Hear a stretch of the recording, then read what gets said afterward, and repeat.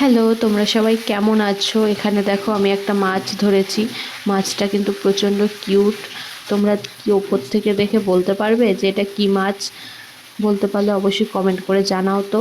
মাছটা প্রচণ্ড কিউট দেখে আমি আর লোভ সামলাতে পারলাম না, ভাবলাম ধরেই ফেলি। দেখো কি সুন্দর শান্তভাবে বসে আছে। একটু আগে প্রচণ্ড ছটফট করছিল, সেটা আর তোমাদের সাথে শেয়ার করা হয়নি। এই জালটাকে সরালে বোঝা যাবে যে এই জালটার ভেতরে কি মাছ পড়েছে। আমি অন্তত ভালোভাবে বুঝতে পারবো। এ তো দেখি মাছ না, এ তো দেখি একটা মারমেড, বেবি মারমেড। এত কিউট দৃশ্য আমি ক্যাপচার না করে পারলাম না। আমার খুব ভাল লেগেছে ব্যাপারটা। যখনই আমি মশারি খুলি তখনই ও এভাবে হুড়োহুড়ি করে মশারিটাকে নিয়ে। আজকে দেখছি ভালোভাবেই শান্তভাবে বসে আছে। আর দেখো এদিকে ওকে আমি স্নান করাবো। স্নান করার আগের মুহূর্তে ওকে ম্যাসাজ করাতে বারণ করেছিল ডাক্তার, তবুও বাড়ির বড়রা বলেছে যে হালকা করে ম্যাসাজ করিয়ে দিতে, তাতে নাকি হাত পা শক্ত হয়। তো তাই ভাবলাম একটু ম্যাসাজ করাবো।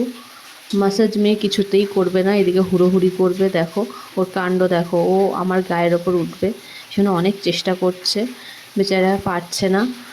না পেরে বসে পড়লো। কি দুঃখ, অনেক কষ্ট করেছে। আর আমার মেয়ে এত কাজের যে বলার মতো না, যে কোনো কাজ দেবে ও খুব ভালোভাবে করে ফেলবে।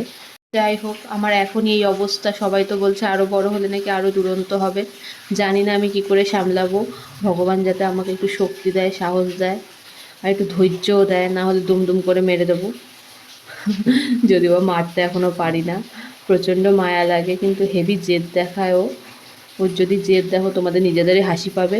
আমার তো প্রচণ্ড হাসি পায় ওর জেদ দেখে। এদিকে দেখো ওর বড় মার সাথেও খুব ভালোভাবেই খেলে, খুব আনন্দেই থাকে। ও, এটা পরিচয় করিয়ে দিই, এটা হলো আমার দিদা। ওর সম্পর্কে বড় মা হয়। আর পেছনের ব্যাকগ্রাউন্ড দেখে আমাকে কিছু বলো না, কারণ প্রচণ্ড বৃষ্টি, মেয়ের কোনো জামা কাপড়ই শুকাচ্ছে না, কী করে শুকাবো।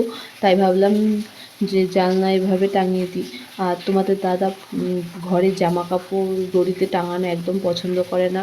ওর নাকি হাঁটতে চলতে গেলে গায়ের মধ্যে মুখের মধ্যে বাঁধে। তো যাই হোক, আমি সেই জন্য আর দড়ি ঠড়ি টাঙাই না। আর আমারও সত্যি বলতে ভালো লাগে না সেরকমভাবে ঘরের মধ্যে দড়ি টাঙিয়ে রাখলে। তো সাইডে জানলা ঠালনাগুলো রয়েছে, পরিষ্কার করেই অবশ্য মেলি। তোমরা কে কে আমার মতো এরকম বুদ্ধি অ্যাপ্লাই করো অবশ্যই কমেন্ট করে জানিও তো। তোমাদের দাদা ভাবে হয়তো আমি একাই এরকম বুদ্ধি অ্যাপ্লাই করি। আমি জানি মেয়েদের মাথায় অনেক বুদ্ধি আছে যেটা ছেলেরা জানে না। আর ও হাঁসের মাথা খেতে ব্যস্ত, দেখো ঠোঁটটা একটু উঁচু যে খেতে সুবিধা হয় ওর বেশ ভালোই। তো আজকে এইটুকুনি, চলে আসবো অন্য একদিন অন্য একটি ভিডিওর সাথে। আর যাদের যাদের আমাদের এই ভিডিওটা ভালো লাগলো তারা অবশ্যই চ্যানেলকে সাবস্ক্রাইব করে পাশে থাকবে এরকম ভিডিও পাওয়ার জন্য। টাটা।